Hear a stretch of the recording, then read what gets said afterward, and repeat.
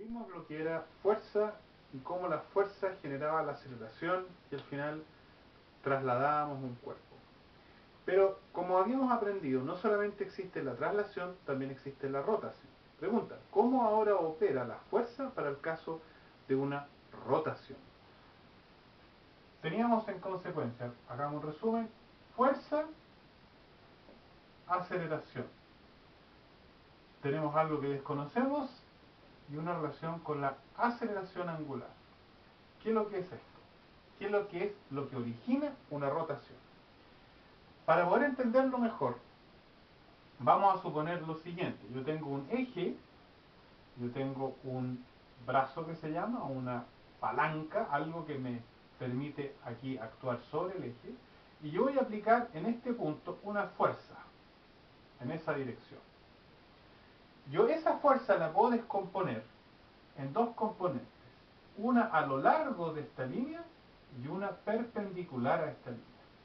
Lo que es a lo largo, yo tengo que dibujar sencillamente la línea paralela, y lo que es perpendicular, dibujo la línea paralela a la de acá, que ya tenemos, y de esta forma me aparece esta componente, que es, si esta es la función fuerza F, esta es la función perpendicular, y tenemos una segunda fuerza, que es la fuerza paralela a nuestro brazo de largo R. Y este es el eje, y esto está rotando en esta forma. Ahora, veamos qué es lo que hace esta fuerza. Esta fuerza está jalando en esa dirección que va directamente hacia lo que es el eje. O sea, lo que está haciendo es no rotando, desplazando el eje hacia allá. O sea, esta componente lo que hace es traslación. En cambio, esta otra lo que está haciendo es justamente generar una rotación en este sentido. O sea, la componente perpendicular genera una rotación. O sea que, para poder generar una rotación, necesitamos no una fuerza cualquiera, sino una fuerza que actúe sobre una distancia del radio, del eje, perdón, con un radio R, que es la distancia, y que sea perpendicular. De hecho, si yo este radio R lo hago cero y coloco esta misma fuerza, la traslado acá, lo único que estaría haciendo nuevamente es traslación. O sea, la fuerza que me está haciendo rotación depende de este radio. Si este radio es cero, no tengo fuerza que me genera rotación. Así que, al final, lo que aquí surge es lo que llamamos un torque,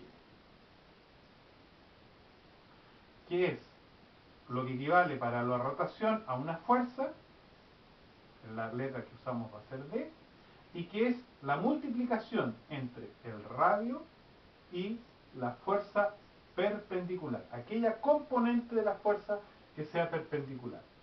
Así que lo que generaba traslación era la fuerza y nos generaba aceleración.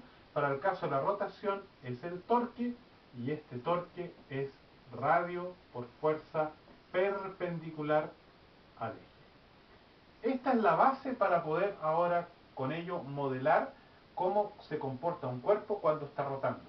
O sea, por ejemplo, para que nuestras piernas roten, nosotros tenemos que aplicarle un torque, lo cual que significa que para un cierto radio yo voy a aplicar una fuerza en forma perpendicular. Y de hecho tenemos que ver cómo el músculo es capaz de producir justamente esa fuerza para generar el torque que genera la rotación de nuestra pierna. Veamos ahora un poco más cómo terminamos de armar el puzzle del torque y la dinámica asociada.